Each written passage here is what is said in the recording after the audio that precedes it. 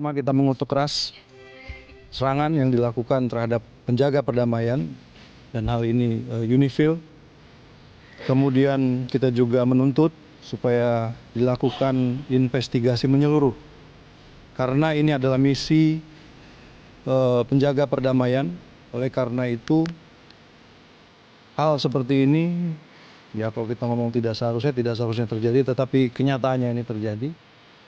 Harus ada satu garansi keamanan bagi prajurit-prajurit penjaga perdamaian karena mereka menjaga perdamaian. They're peacekeeping, not peacemaking. Mereka tidak dilengkapi dengan kemampuan untuk membuat ataupun peacemaking. Ya. Ini perlengkapannya dan latihannya adalah untuk menjaga perdamaian.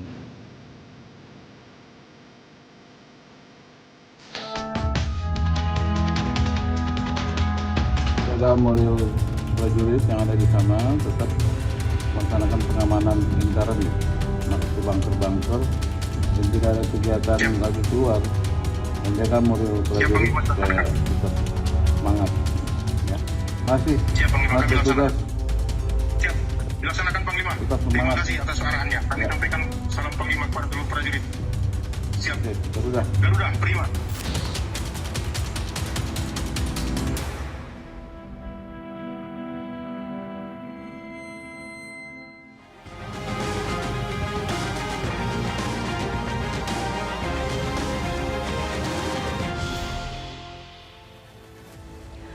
Selamat malam pemirsa, rentetan serangan di Lebanon menjadi alarm keras bagi dunia. Dalam sepekan, 3 satria terbaik bangsa gugur dan 8 lainnya terluka. Padahal mereka dikirim bukan untuk bertempur, melainkan menjaga perdamaian di bawah mandat PBB. Kini Indonesia tidak lagi sekedar menyampaikan bela sungkawa. Pemerintah mendesak PBB memberikan jaminan keamanan yang nyata, sekaligus mengevaluasi total standar perlindungan pasukan penjaga perdamaian di wilayah konflik. Investigasi menyeluruh pun harus segera dilakukan untuk mengungkap siapa yang bertanggung jawab atas tumpahnya darah prajurit kita. Di tengah eskalasi yang terus memanas, akankah dunia tetap diam atau justru bertindak tegas memastikan keadilan bagi mereka, para penjaga perdamaian yang kini pulang dalam balutan bendera? Saya Fitri Megantara. Top isu, TNI gugur diserang Zionis, desak PBB investigasi.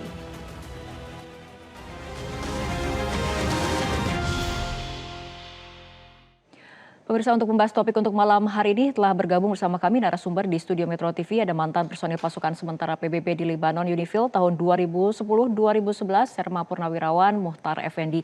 Selamat malam Pak Muhtar. Selamat malam. Terima kasih telah hadir bersama kami di studio Metro TV. Sama-sama. Dan juga ada pengamat Timur Tengah Mas Hasibullah Satrawi. Selamat malam Mas Hasib. Malam. Apa kabarnya untuk malam hari ini? Alhamdulillah baik. Baik, saya akan mulai diskusi dari Pak Muhtar lebih dahulu. Pak Muhtar, apa yang ada dalam pikiran Anda ketika kemudian mendengar pertama kali 3 prajurit TNI yang merupakan kontingen Garuda UNIFIL gugur di Lebanon Selatan? Baik. Terlebih dahulu izinkan saya menyampaikan bela sungkawa dan duka cita yang sedalam-dalamnya untuk keluarga yang sudah ditinggalkan oleh putra tersayang, suami tersayang, dan anggota keluarga tersayang yang gugur dalam rangka mengemban tugas negara di Lebanon. Tentu saja sebagai mantan prajurit yang tergabung dalam UNIFIL tahun 2010-2011 dan kejadian yang terjadi yang menimpa rekan-rekan kami begitu ya, meninggalkan duka yang begitu dalam juga, kemudian meninggalkan rasa sedih, kecewa, tetapi juga ada rasa geram. Kenapa demikian? Karena inilah bola api yang memang suatu ketika akan terjadi seperti itu. Bom waktu. Bom waktu yang merupakan bom waktu yang suatu ketika mesti itu terjadi kepada kita. Karena serangan itu tidak saja bisa datang dari sisi sebelah kanan, bisa juga itu datang dari sisi sebelah kiri. Atau mungkin dua-duanya bisa datang secara berbarengan kepada kita. Tapi yang perlu kita ingat bahwa inilah resiko sebagai prajurit yang memang dihadapkan untuk selalu siap sedia memasuki medan pertempuran, sekalipun itu adalah medan yang dianggap sebagai medan damai, karena memang kita di sana adalah penjaga perdamaian. Pasukan UNIFIL ini ditugaskan sebagai pasukan untuk menjaga perdamaian bagi pihak-pihak yang sedang bersengketa, yang sedang berperang, yaitu Lebanon dengan Israel. Oke, Pak Muhtar, apabila kita lihat lokasi yang menjadi serangan, ini ada kemudian serangan pertama yang menyasar markas kontingen Garuda TNI di Atshid Al-Qusair, Lebanon Selatan, yang mengakibatkan Kopdanu Meta Farizal Ramadan gugur dan 3 rekannya cedera. Kemudian hanya berselang sehari, serangan kedua terjadi di Bani Hayan yang menyebabkan Mayor Anomerta Zulmi Aditya Iskandar dan Serka Anomerta M. Nur Ihwan gugur. Kemudian ada juga serangan berlanjut pada hari Jumat 3 April di daerah pos UNIFIL LADIC. Nah, apa catatan Anda mengenai 3 lokasi serangan ini? Sebetulnya kalau kita berbicara tentang serangan yang terjadi kepada kontingen kita, itu sudah 4 kali, Mbak Fitri. Tahun 2024 kalau kita ingat ya, markas kita itu diserang dengan entah mortir, entah panser yang jelas. Markas kita mengalami kerusakan sehingga beberapa orang mengalami luka-luka. Nah, puncak serangan itu tahun 2026 tanggal 29 hari Minggu, kemudian selang 1 hari yang mengakibatkan 3 putra terbaik bangsa kita ini gugur.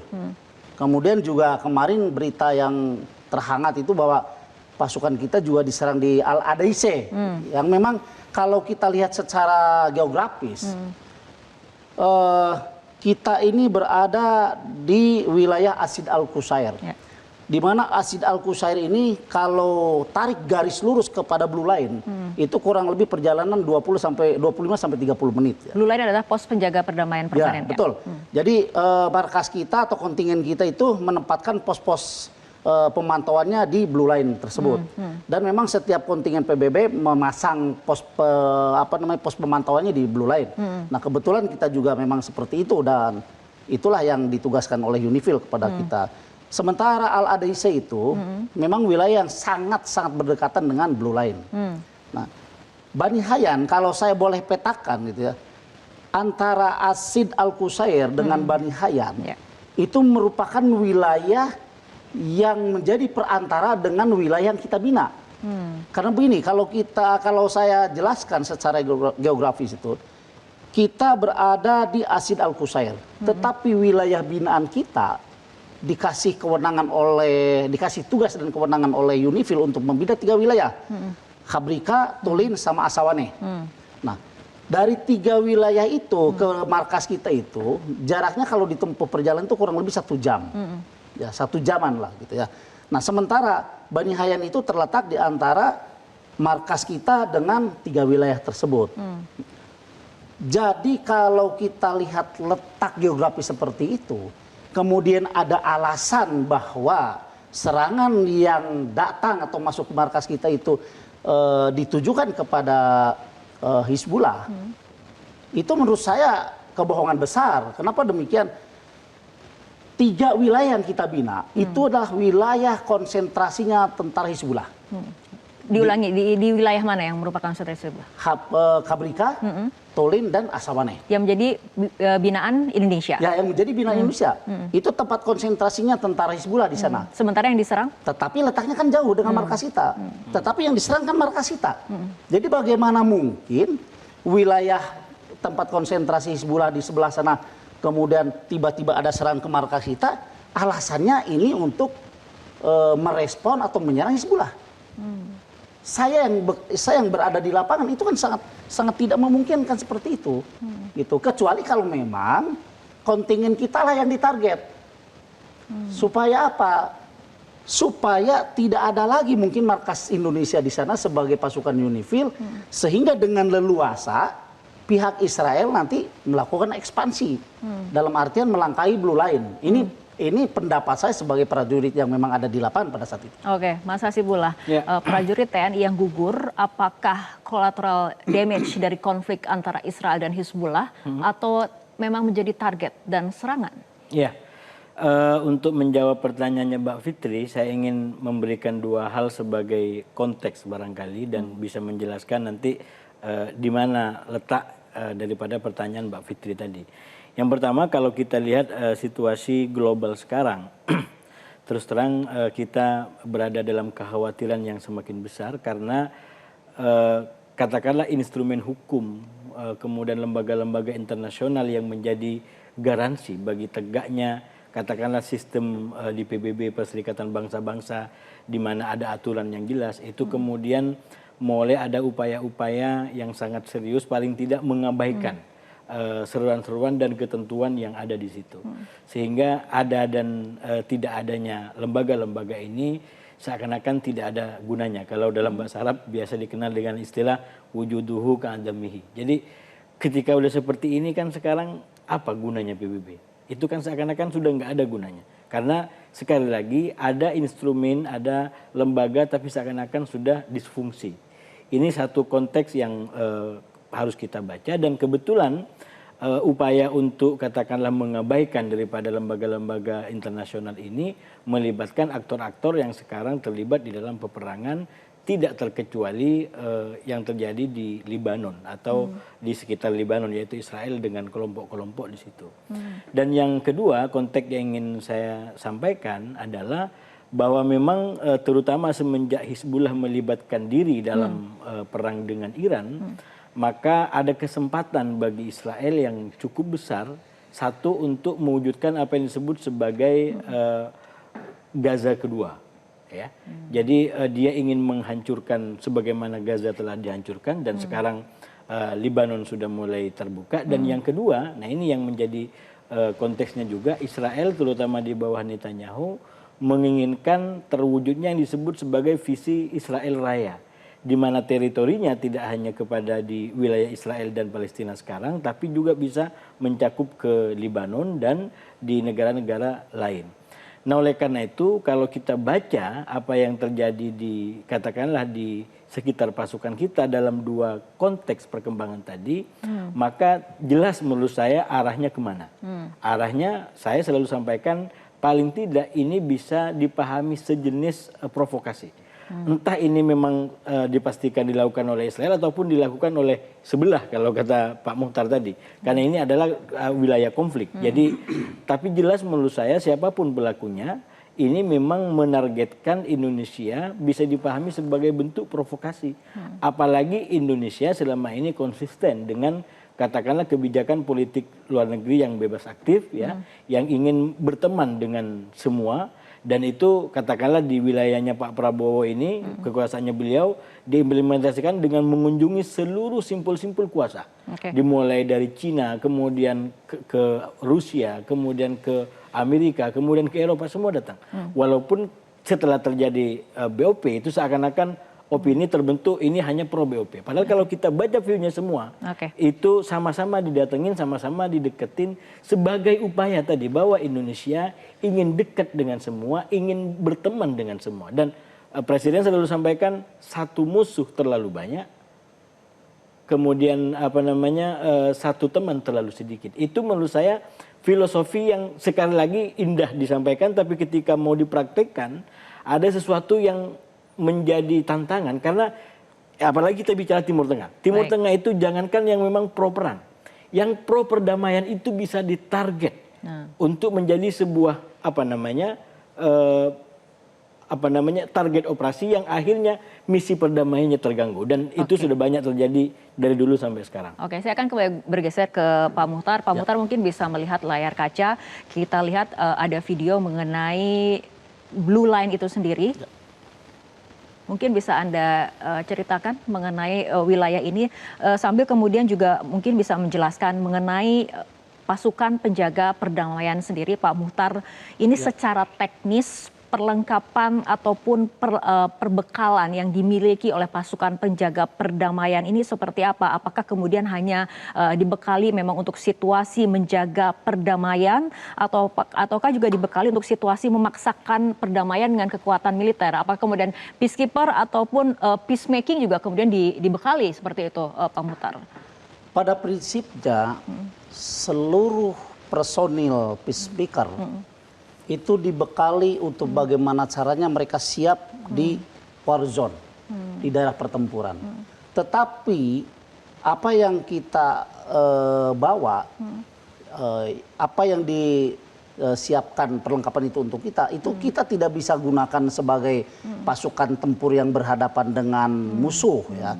Karena di sana itu kita sebagai wasit pertempuran. Oke, mungkin kalau bisa dilihat dari kaca, ini di daerah mana tepatnya Pak Muhtar? Nah ini yang saya bilang tadi ya, Al-Adaise itu dekat dengan itu. Ya. Nah dari kita ke tembok itu kurang lebih sekitar 30 menitan yang tadi saya bilang. Oke. Markas kontingen Garuda itu sendiri ya? Betul. Oke. Betul. Markas kontingen kalau markas kontingen Garuda kan di Acid Al-Qusair.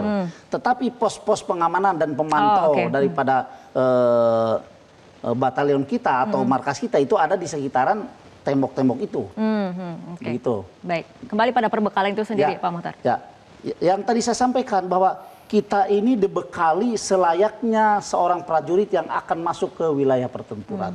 Tetapi perbekalan itu tidak digunakan untuk menghadapi pihak-pihak yang sedang berperang. Karena memang kita di sana mempunyai tupoksi sebagai wasit, gitu ya, wasit pertempuran. Dalam hal ini adalah penjaga perdamaian antar Lebanon dengan Israel. Sehingga apapun yang terjadi dengan diri kita, dengan personil kita, itu perlengkapan yang kita bawa tidak boleh digunakan. Kita bawa senjata panjang, tetapi tidak serta-merta begitu ada serangan kita angkat senjata, kita balas serangan, tidak bisa. Tidak boleh memang, karena SOP-nya kita hanya bertahan dan mempertahankan diri. Bagaimana caranya tugas kita sebagai wasit pertempuran atau wasit peperangan itu berfungsi untuk meredam bagian pihak yang bergejolak, kemudian meredam juga pihak yang melakukan reaksi atas gejolak tersebut. Oke, baik. Selanjutnya kita akan membahas evaluasi apa yang terbaik yang harus dilakukan di tengah situasi seperti ini, tapi kita ikuti jeda berikut terlebih dahulu.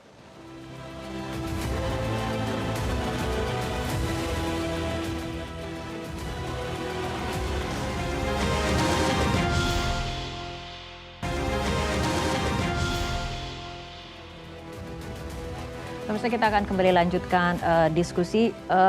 Kita kembali ke Pak Muhtar. Pak Muhtar, kami juga mendapat informasi bahwa ini mungkin gerakan dari Israel sendiri dilaporkan sudah merangsek maju hingga 7 km dari garis biru. Ini artinya apa? Atau dari Blue Line itu sendiri? Ya, dengan adanya informasi, bahkan itu informasi itu kalau tidak salah disampaikan oleh pihak militernya Israel ya, bahwa pihak Israel itu sudah merangsek masuk kurang lebih 7 kilo, melewati atau melampaui Blue Line. Itu artinya bahwa pihak Israel sudah betul-betul masuk ke wilayah Lebanon. Nah, maka sangatlah jelas bahwa apa yang dilakukan oleh Israel untuk membuat provokasi dengan cara menyerang markas kita, itu kepentingan jelas. Mereka tidak menyukai adanya pos Unifil di sana, supaya mereka lebih leluasa lagi masuk ke wilayah Lebanon kan gitu. Karena harapan mereka bagaimana caranya dan dengan apapun caranya bahwa Lebanon itu harus tunduk berada di dalam genggamannya, katakanlah begitu. Itulah makanya saya terjemahkan serangan yang terjadi kemarin yang menewaskan prajurit-prajurit terbaik bangsa kita itu memang dinilai untuk memprovokasi. Kebuktian sekarang bahwa Israel sudah melampaui Blue Line, hampir 7 km. 7 km kan bukan jarak sedikit. Sudah lumayan jauh ke dalam kan begitu. Oke, baik. Nah, Mas Hasibullah, inilah kemudian muncul desakan yang semakin kuat bagi PBB untuk kemudian segera menginvestigasi secara menyeluruh kemudian pelaku dan juga apa yang menjadi motif dari balik penyebab ataupun tewasnya 3 prajurit TNI yang gugur di Lebanon seperti itu.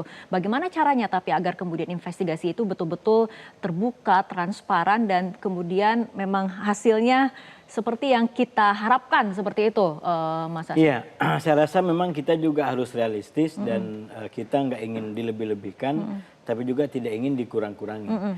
Dan menurut saya persoalan di Lebanon itu bukan hanya menjadi persoalan bagi Indonesia, ini persoalan eksistensial bagi PBB kalau bagi saya ya.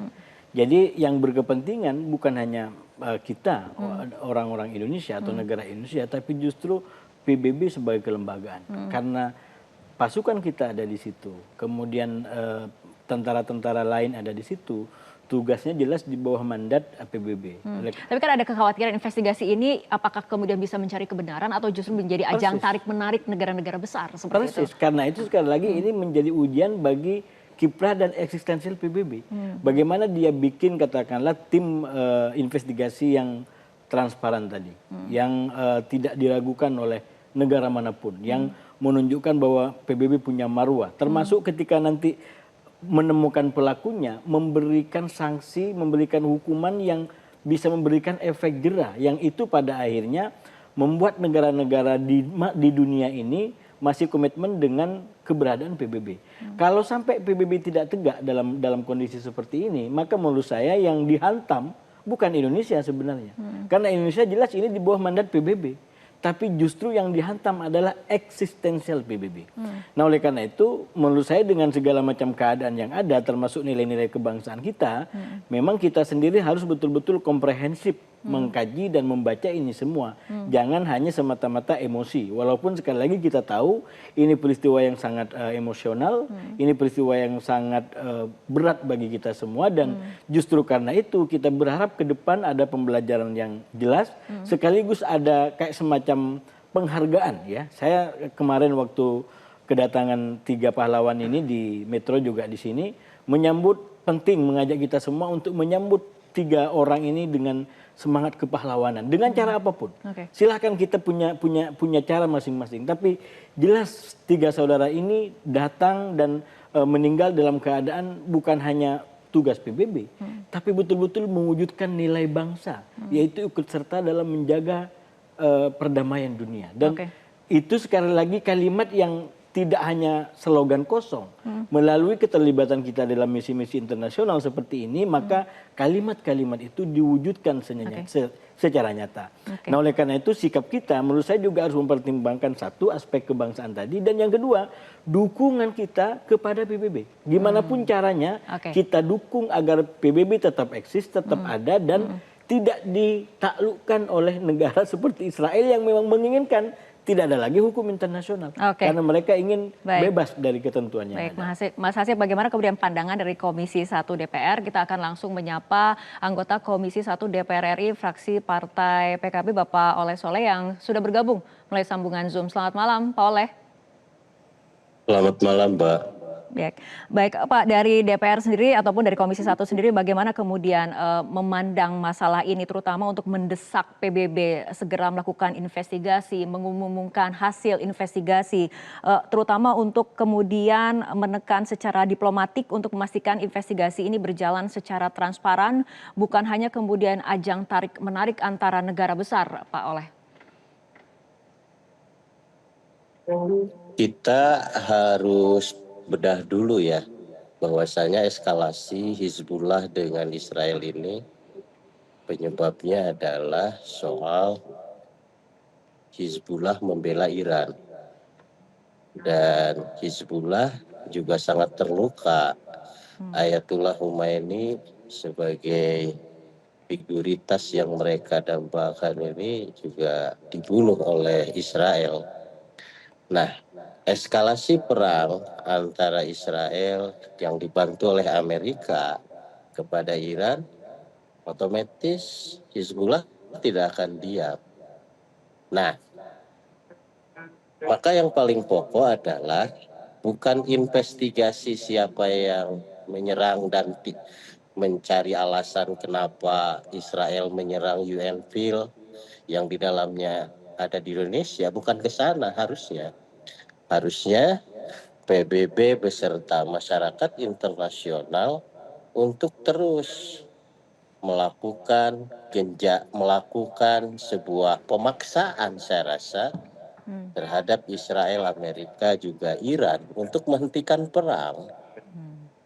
Karena kalau misalkan ini terus berlangsung perang ini saya rasa Israel juga akan terus menyerang Hizbullah yang di Libanon juga Hizbullah yang ada di Libanon juga tetap akan menyerang. Sementara penyerangan yang dilakukan oleh Israel tanpa melihat apapun. Mana objeknya, di situ ada siapa. Itu satu hal. Yang kedua, mari kita juga sama-sama melihat bahwasanya hari ini Israel dan Amerika ini telah melecehkan PBB. Apapun yang disepakati di PBB itu tidak pernah diindahkan oleh Israel. Dan bahkan Amerika selalu memveto, membela daripada Israel. Saya rasa kami memandang bahwa investigasi apapun yang dilakukan oleh PBB, UNPIL sekalipun, saya rasa tidak akan ada artinya. Solusinya hanya satu, adalah penarikan pasukan yang hari ini yang ada di Libanon. Saya rasa ini yang harus segera dilakukan. Kalau bisa malam ini, kalau bisa. Karena apa? Karena negara-negara lain juga sudah melakukan hal itu. Nah, sementara ini kan kejadian sudah berulang lagi. Saya punya pendapat, apapun rekomendasinya, saya rasa tidak akan pernah diindahkan oleh Israel. Karena Israel selalu melecehkan daripada PBB. Oke, baik Pak Oleh, kita akan kembali ke studio, kembali ke Pak Muhtar, kembali mencermati di lapangan seperti apa apabila kita berbicara mengenai mekanisme investigasi. Ini kan kemudian eskalasi sedang tinggi seperti itu di tengah situasi perang.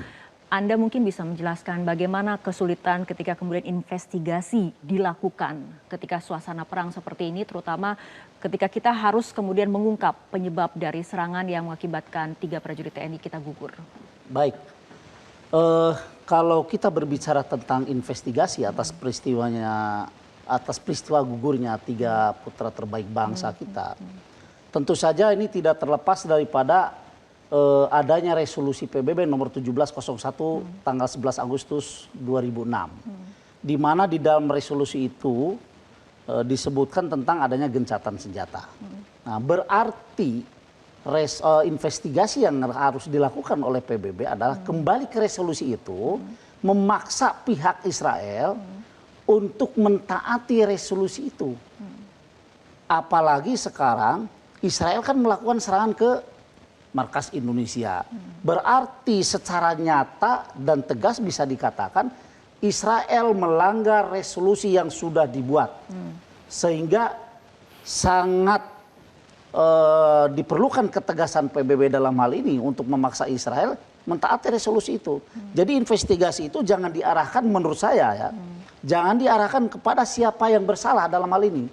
Tetapi justru harus diarahkan kepada kenapa Israel menyerang Indonesia. Dalam hal ini UNIFIL. Bukankah resolusi yang dibuat itu untuk dijadikan pedoman oleh kedua belah pihak dalam menjaga perdamaian? Kalau menurut saya seperti itu. Mas Hajibullah? Ya, saya rasa memang situasi di lapangan sangat kompleks ya. Sangat kompleks dalam pengertian kalau kita bicara konteks Israel hari ini, terus terang Israel kayak merasa di atas angin ya. Karena Israel kembali berperang di Libanon itu setelah Hizbullah melibatkan diri. Dalam krisis terakhir sebenarnya sudah terjadi gencatan senjata di antara Hizbullah dengan Israel di bawah mediasi Prancis ya, sehingga tidak lanjut setelah meninggalnya Hasan Nasrullah tadi. Tapi semenjak perang dengan Iran meletus ya dan kemudian makin membesar ke sana kemari, akhirnya Hizbullah melibatkan diri untuk terlibat atau melakukan solidaritas terhadap Iran. Sehingga kalau bagi Israel ini adalah aji mumpung. Dalam pengertian aji mumpung, dia tidak menyerang duluan. Yang sekarang dia tidak menyerang duluan, tapi dia diserang lebih dulu oleh Hizbullah dengan alasan solidaritas kepada Iran. Nah, inilah kompleksitas memang yang terjadi di Libanon sekarang dengan keterlibatan Hizbullah ini, karena sama dengan begini maka mengundang Israel untuk masuk lebih dalam. Dan persoalannya ketika Israel masuk lebih dalam berarti membahayakan seluruh rakyat Libanon atau Libanon secara umum, yang Israel memang punya semangat untuk menjadikan Gaza kedua. Dan persis di situ maka kemudian Hizbullah juga berhadapan dengan pemerintahan Libanon. Jadi sekarang konfliknya di Timur Tengah, di Libanon ini bisa dipolakan dalam 3. Di satu sisi ada konflik di antara Israel dengan Hizbullah, tapi juga di sisi lain ada konflik di antara Hizbullah dengan otoritas Libanon yang tidak menginginkan Hizbullah ini terjun dalam perang ini sekarang. Karena orang Libanon sangat menyadari kalau Hizbullah masuk dalam perang sekarang, Israel akan masuk lebih dalam dan menguasai kembali. Nah, dengan menguasai tanah, bagi Israel dua keuntungannya. Yang pertama, dia bisa kalau terjadi gencatan senjata, tanah ini bisa masuk dalam klausul yang nanti dimusyawarahkan. Akan dilepas atau tidak. Kalau tidak terjadi gencatan senjata, maka yang terjadi adalah pendudukan. Israel mendapatkan wilayah lebih luas lagi, sampai dia katakanlah damai atau dikembalikan. Nah, ini keuntungan yang memang sengaja ditarget oleh Israel. Nah, oleh karena itu kalau kemudian Indonesia diserang tadi, kalau memang pelakunya adalah Israel, kalau sudah ada investigasi ke sana, maka jelas menurut saya memang tujuannya adalah provokasi, ingin mengamankan operasi dia gitu. Sehingga tidak ada lagi mata-mata dalam tanda kutip, mata telinga perdamaian dunia yang bisa mengetahui kejahatan-kejahatan Israel gitu. Karena dia sudah bebas. Nah, oleh karena itu tadi yang disampaikan oleh Pak Soleh, menurut saya mendukung untuk kajiannya betul-betul lebih cermat. Karena kalau langsung kita tarik gitu ya, itu sekali lagi kita kepentingan nyawa, keselamatan prajurit kita itu tidak akan ada nomornya. Hanya nomor satu, nggak ada nomor dua. Jadi hanya nomor satu, jadi nggak ada lagi nomor yang lain. Namun demikian dalam konteks keterlibatan kita di politik internasional, kembali ke pembukaan Undang-Undang Dasar Alinea 4 itu, ikut serta dalam ketertiban dunia berdasarkan nilai-nilai kemerdekaan segala macam, itu salah satu visi Indonesia Merdeka. Karena itu jangan justru kebijakan kita satu dianggap tidak profesional, karena walau bagaimanapun ini sudah kontrak kita dengan PBB. Jadi kalaupun ada keputusan apapun itu harus atas nama PBB, bukan atas nama kita.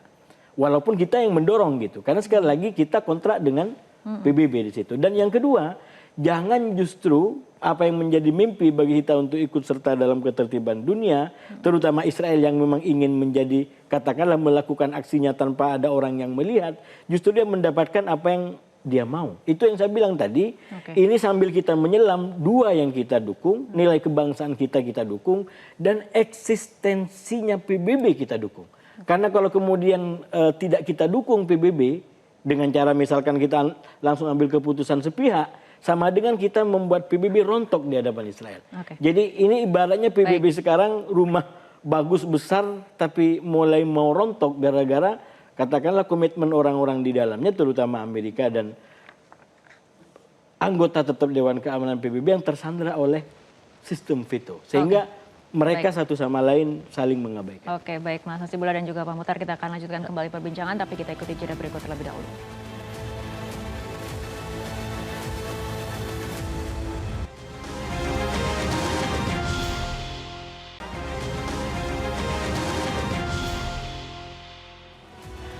Pemirsa, kita akan lanjutkan kembali perbincangan. Pak Oleh, dengan kemudian melihat serangan yang terjadi kepada para prajurit TNI yang menyebabkan 3 prajurit TNI gugur, apa kemudian langkah apa yang akan dilakukan oleh Komisi 1 untuk kemudian melakukan evaluasi untuk mendapatkan solusi yang terbaik dari kondisi saat ini? Saya rasa DPR seluruh fraksi juga sudah menyampaikan di publik melalui media-media bahwasanya yang pertama harus dilakukan evaluasi, yang kedua juga harus mengambil langkah yang strategis bagaimana agar pasukan ini betul-betul ada dalam jaminan keamanan daripada PBB. Nah, perlu kita juga menggarisbawahi bahwa keberadaan kita di UNFIL yang ditempatkan di Libanon ini juga sifatnya sukarela ya, bukan wajib. Tetapi bukan berarti kami DPR juga mengindahkan atau melemahkan tentang soal kewajiban Indonesia dalam menjaga perdamaian dunia, tidak ke sana. Tetapi persoalan di Libanon ini sangat begitulah pelik gitu. Di samping juga karakteristik daripada Israelnya yang hari ini di backup besar oleh Amerika.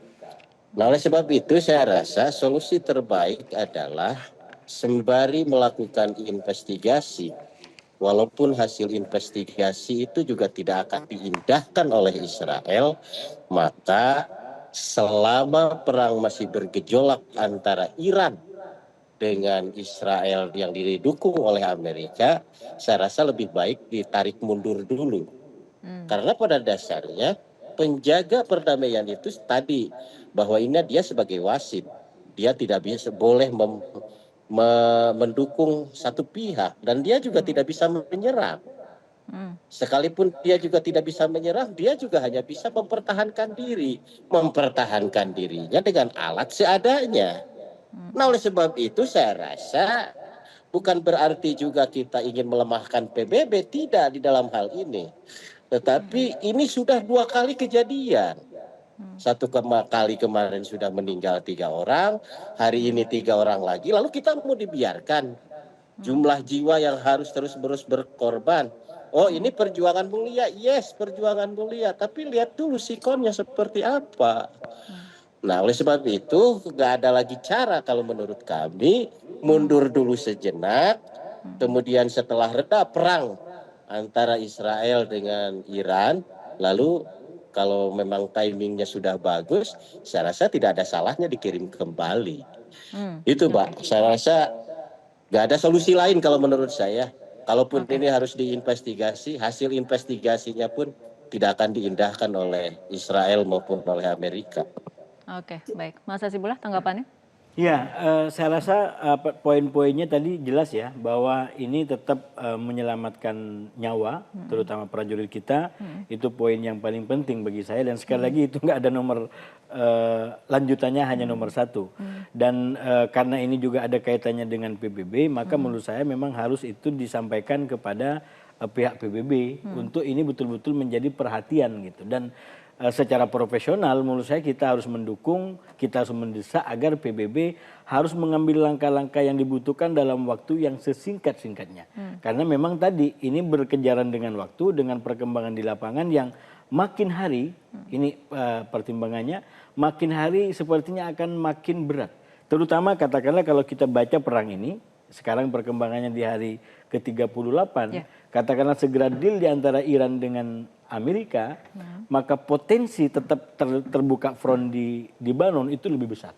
Bahkan sekali lagi kalau benar-benar ini nanti Amerika ambil deal dengan Iran gitu ya, dan Israel nggak dilibatkan misalkan, itu besar kemungkinan konsentrasi konflik akan menjadi salah satunya di Lebanon atau juga di Houthi. Karena ini kan sekali lagi solidaritas dua kekuatan ini melibatkan diri di dalam perang Israel dengan Iran, juga Amerika di sisi yang lain.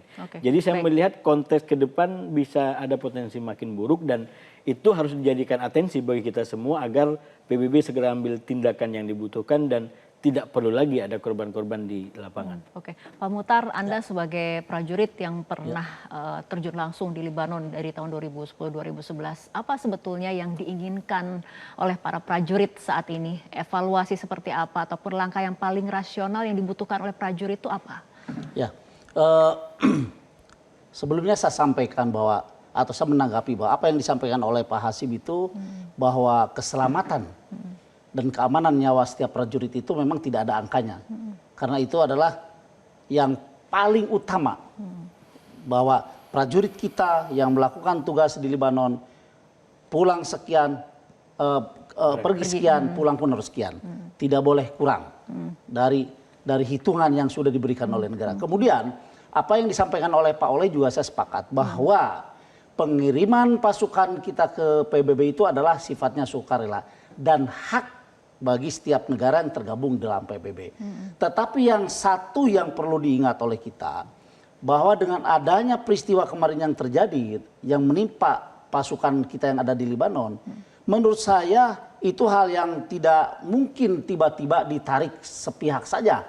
Karena kita masuk ke Lebanon pun atas dasar kesepakatan dan perjanjian dan Dewan Keamanan PBB. Berarti kalau kita mau narik pasukan harus seizin daripada PBB. Nah, hal yang dibutuhkan oleh prajurit sekarang di sana adalah bagaimana caranya PBB dalam hal ini UNIFIL betul-betul menjamin keselamatan dan keamanan khususnya kontingen kita, umumnya seluruh kontingen yang berada di UNIFIL. Dengan cara apa? Dengan cara yang tadi saya sampaikan, bahwa masing-masing pihak menahan diri dan kembali ke barak masing-masing. supaya perdamaian yang sudah ada bisa tetap dijaga. Demikian. Artinya harus mendesak PBB untuk melakukan jaminan keselamatan kepada para pasukan penjaga perdamaian itu sendiri dan mengupayakan perdamaian di daerah tersebut. Betul, betul. Sebagaimana yang disampaikan oleh Menlu kita ya, Pak Sugiono, bahwa kita harus mendesak PBB untuk memberikan jaminan keamanan.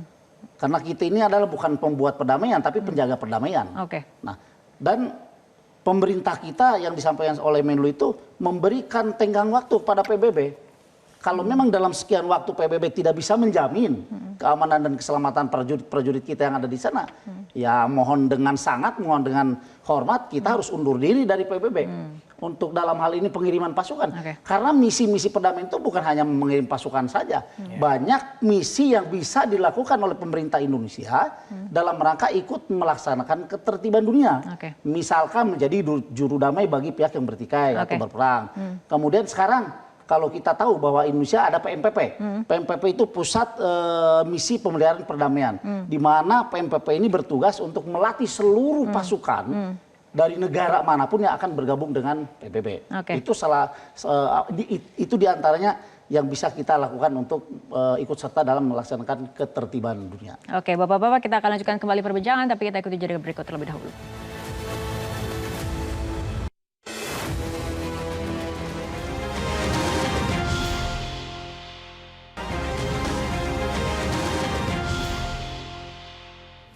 Pemirsa, kita akan lanjutkan kembali perbincangan. Pak Oleh, untuk kemudian memperjelas langkah dan juga strategi konkret selanjutnya, apa kemudian Komisi 1 akan memiliki agenda untuk kemudian bertemu dengan Kementerian Luar Negeri?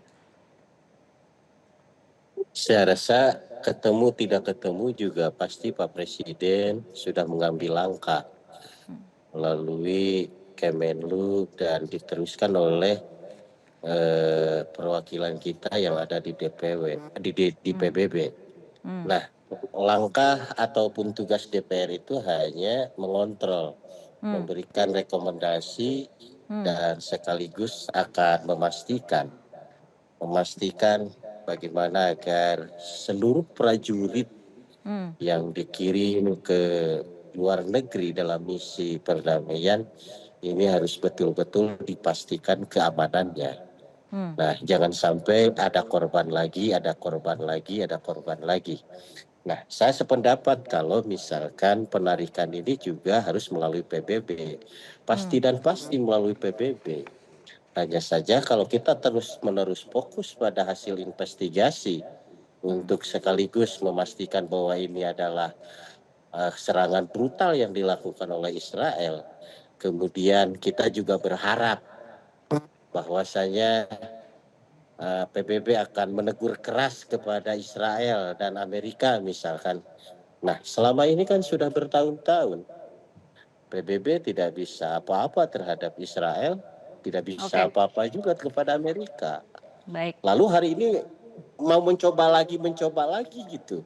Sudah jelas bahaya, kematian di depan mata. Lalu kita masih berharap kepada PBB untuk menekan Israel. Yang jelas tadi sudah saya katakan bahwa Israel sama Amerika sudah melakukan penghinaan terhadap PBB. Bagaimana misalnya negara yang sudah tidak mengindahkan PBB hari ini masih diharapkan? Saya rasa anomali kalau menurut saya. Oleh sebab itu segera tarik dengan persetujuan PBB.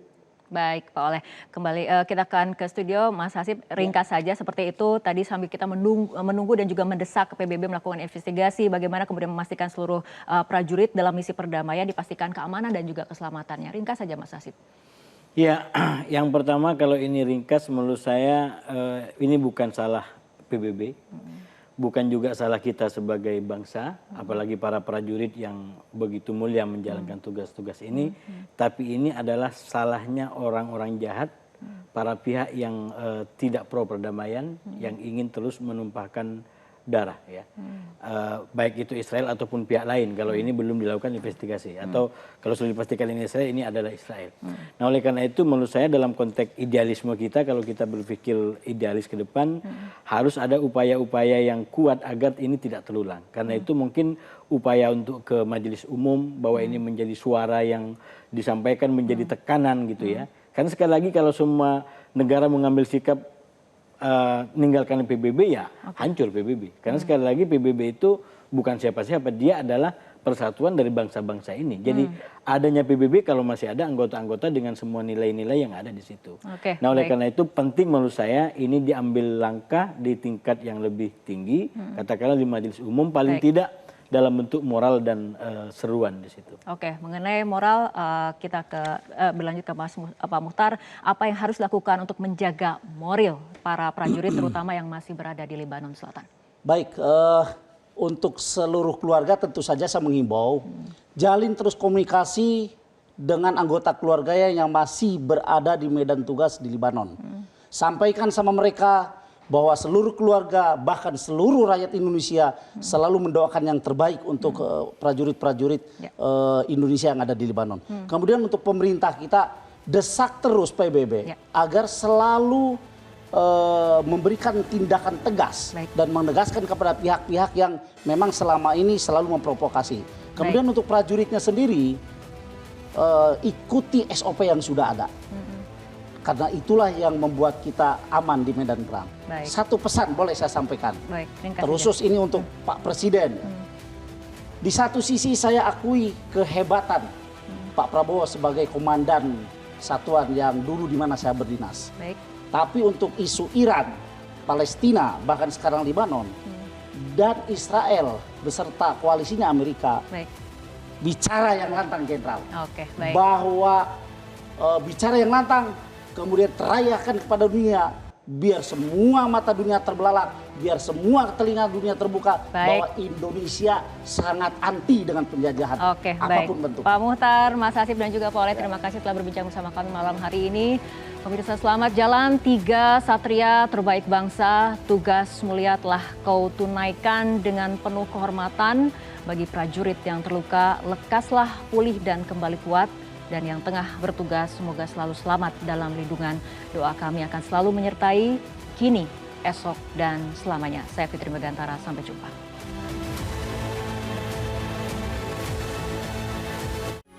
Metro TV. Jelajahi cara baru mendapatkan informasi. Download Metro TV Extend sekarang.